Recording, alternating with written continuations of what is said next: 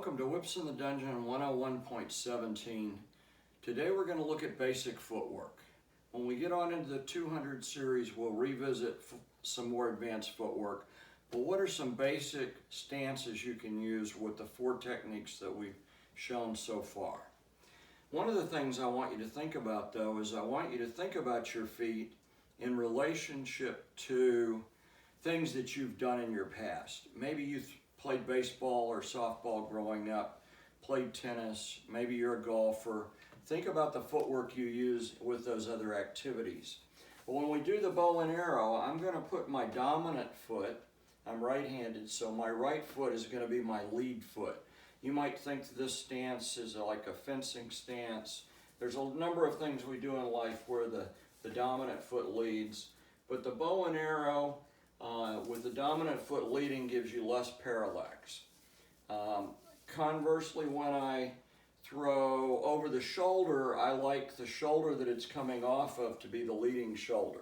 So if I'm coming off my right shoulder, I'm going to have my right foot forward. If I'm coming off my left shoulder, I'm going to have my left foot forward.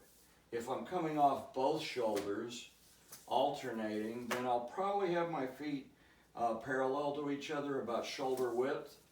If you're one of the whip throwers that throws two-handed, I think you're going to find if you keep your feet under your shoulders, inside the railroad tracks, and you're throwing outside of the railroad tracks, that's going to be a good foot stance for you.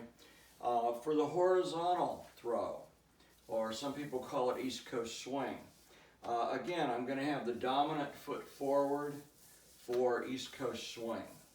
When I throw the forward figure 8, again, think about what you did when you were a child growing up. If you threw baseball a lot, then you might want your non-dominant foot leading because it's going to feel like you're throwing a baseball. If you want both sides to be a little more even, you might have your feet side by side. I don't find it comfortable to have my dominant foot leading when I'm doing a figure 8, but there are no givens. So if that's the most comfortable for you, then that would be my recommendation. Today's key word is what we've been throwing, a single tail.